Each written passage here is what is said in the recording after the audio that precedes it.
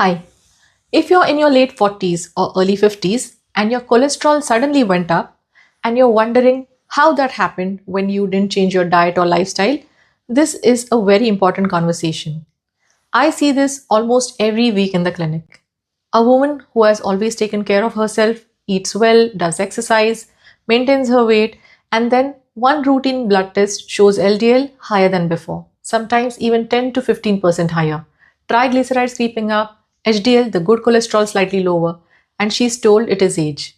But it is not just age, it is estrogen. Estrogen does much more than regulate periods. It directly influences how your liver handles cholesterol and how your blood vessels function.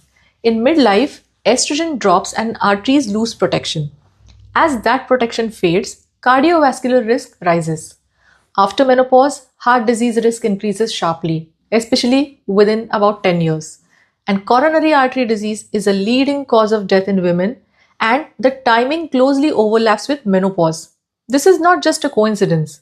When estrogen declines, blood vessels constrict more easily, and the inner lining of arteries it becomes less flexible, and also clotting tendency increases, and LDL particles become more damaging.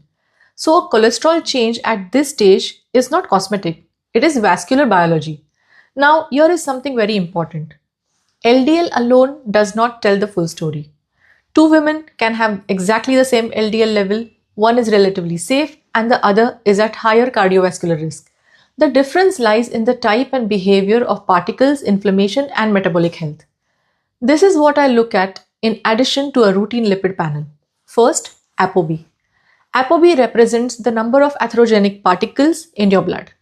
More plaque forming particles means more arterial collisions, even if your LDL number looks normal. Second, LPA. This is a genetic LDL like particle that accelerates plaque formation and clotting.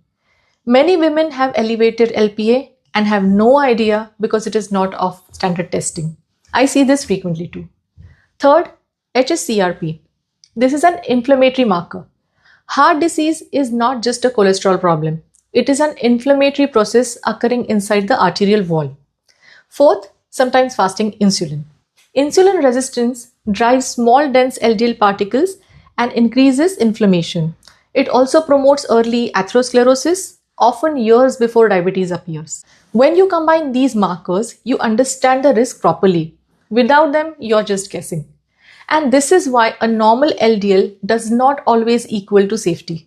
Now, the next question most women ask is, does this mean I need medication immediately? Not automatically. It means that we need to evaluate the whole picture. I assess hormones, inflammation, insulin resistance, blood pressure, family history, weight assessment, sleep, and lifestyle together. Sometimes I also recommend a coronary calcium score.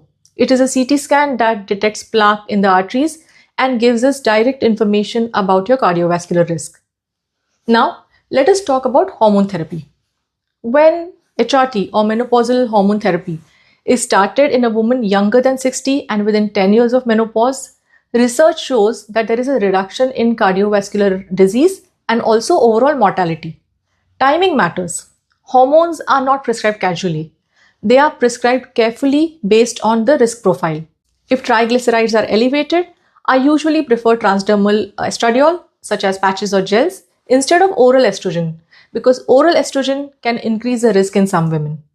And if a woman has a uterus, progesterone is necessary to protect the uterine lining. Lifestyle still matters, but the goal is support, not punishment. I also focus on antioxidant-rich foods, omega-3 fatty acids, adequate protein, muscle building, sleep restoration, and vitamin D optimization. This stage of life is not just symptom management. Menopause care is cardiovascular prevention. So if your cholesterol changed in midlife, you did not suddenly become unhealthy. Your biology shifted. In my practice, I design customized protocols which are based on your symptoms, your lab markers, and also your long-term health goals. So if a recent cholesterol report worried you, don't ignore it, don't panic. We need clarity, not fear. Reach out and I'll guide you through it.